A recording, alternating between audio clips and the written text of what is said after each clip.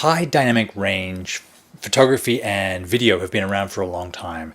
It's a great way to capture a scene where the darkest dark and the brightest bright are more than the latitude of the camera can handle. In a natural scene like a sunset or anytime we have very, very bright light and very, very dark shadows, there's going to be 30, 40, 50 stops between the two areas.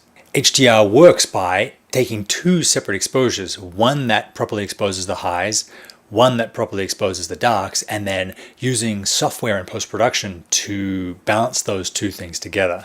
I had seen some stuff done in photography that I wanted to try and bring into the video field. This method doesn't necessarily involve changing the exposure of your camera, but you wait for the exposure of the scene to change. In this case, a sunset, you might shoot 10 seconds as the sun's setting, 10 seconds just after the sun has set, and then you might wait 30 minutes until all the lights have come on and shoot another 10 seconds.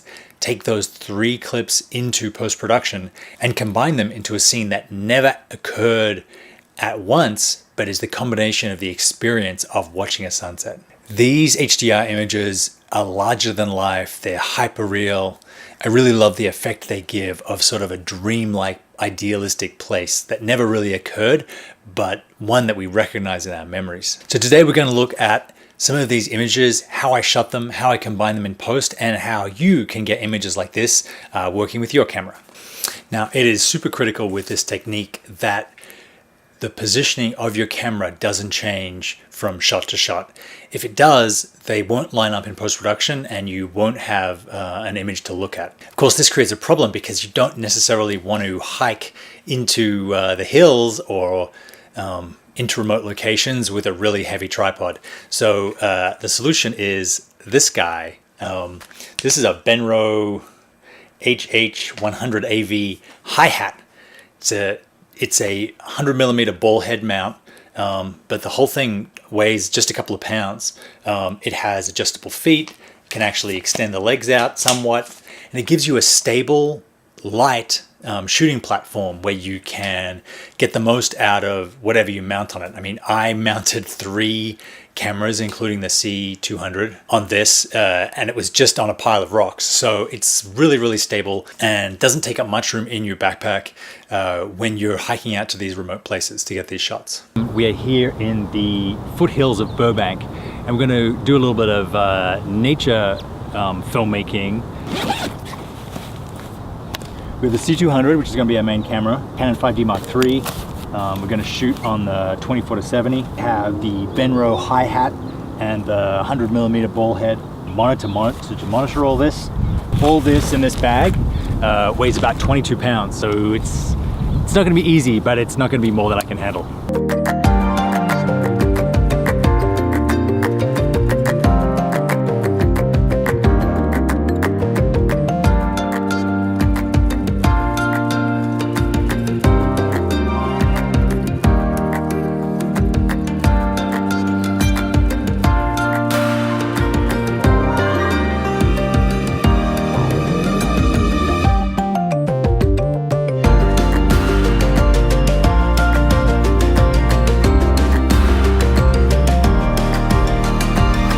Right now, this is my image. I'm on the 24-70 at 24mm. I got a nice stretch from the sunset all the way across the tree. And I'm gonna just make sure my camera's bubbled up, I'm level, and I'm gonna roll on this. What we'll do is we'll get 20 seconds at different exposures at different times from now as the sun goes down into twilight and then into darkness as the lights come up, and we'll take them into Resolve, grade them, and then composite them to give us one image that never actually existed, that will be sort of similar to the memory of someone who watched this whole thing take place.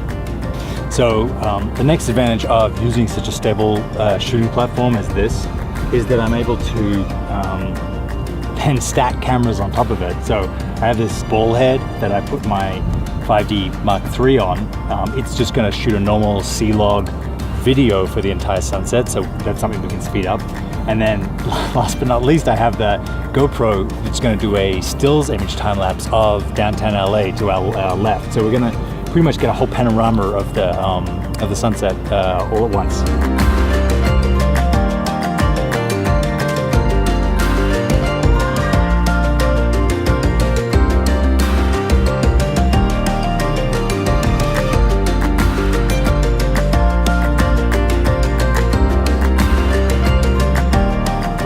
we're sort of in golden hour.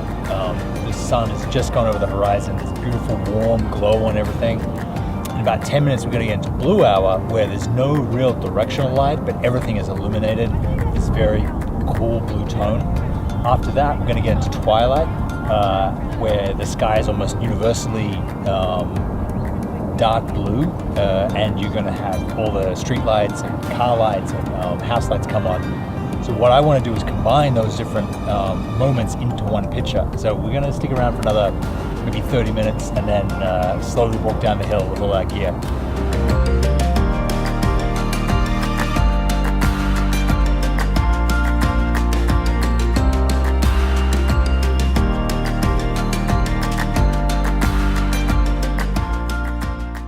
So here we are in DaVinci Resolve. We have 3 passes that I'm going to use from the 3 different times. I've done this with up to 8 passes, but I'm just going to keep it simple for the tutorial.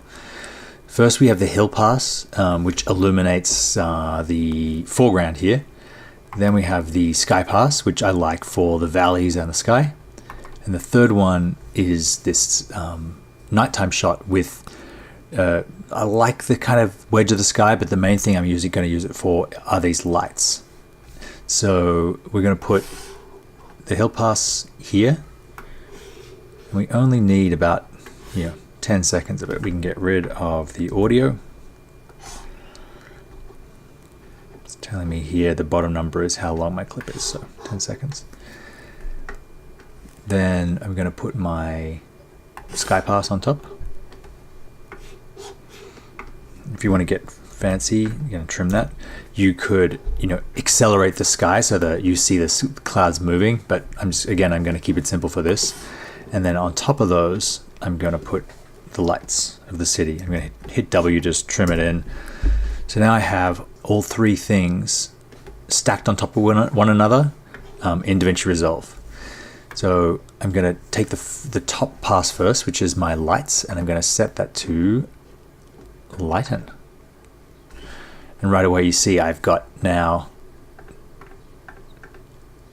the lights are going over the existing thing. The next thing I'm going to do is go down to my crop and push up this top crop. You see it's starting to bring back my golden sky. So I'm going to have it just over the horizon, and then I'm going to push up the softness to about 25 and bring my crop back down again. So all we still get the mist of the valleys, we get our nice sky. So all this is doing is just bringing in some light to the horizon over here and filling in all our great valley lights. Next one is a little trickier, because if I click this, I want to get detail back into this foreground here. And if it was just a simple straight line, what I could do is just slide up the bottom here, increase my softness, and then I'd have this and the valley. But because this is an angle, I need to get a little trickier. Whoops. I'm going to go over to my color grading tab and turn on my timeline so that I can see which of these ones I'm grading. I'm going to go to the middle one.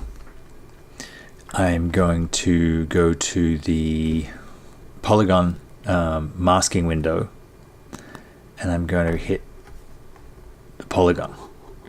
Then place it in this bottom corner, drag one extra node, 2 extra nodes, get my final node all the way down here. You can see here I just have one sort of thing, and I can go over to my, still in my window, I can bring both the inside and the outside softnesses up to about 2. So we see here. Now I need to kind of get tricky. I need to right click in this space and say add alpha output, then drag the alpha of this to this guy, and you actually see I get the reverse of what I want. So if I can go over here to my node key and in the key output reverse it. So now I'm getting what I want. I've clipped out. Just going to adjust this so that it runs along that ridge line leaves the foreground in there. So I can go back to my editing tab now, and I can see something close to what I want with my foreground, midground, and background all illuminated differently. I think the problem here, or the reason I'm not 100% happy, is the foreground is a little bit, the midground is a little bit too saturated. I think that's the top one. Yep. And then the this is a little bit too bright. It's too much of a difference between here and here. It looks fake. I mean, it's going to look a little bit fake, but we don't want it to look too fake. So I'm going to select my bottom, my foreground guy, and then just in my color things here, I'm going to bring down the midtones a little bit. Yep, bring down my blacks, even bring down these guys. So I've still got detail here that I didn't have before, but now it's not quite so big, and I'll bring down the saturation as well, so to about 40. Now the saturation in this guy, this top guy, was a problem too, so let's bring down the saturation of that, and you can see my valley starts to look a little more natural. Then back to my edit, turn off the inspector, and now I have an image that I'm much happier with. I have my top pass, which is my lights, my middle pass, which is my valley and my sky, and then my foreground pass of the shrubs and the tree. So altogether they make a really cool image.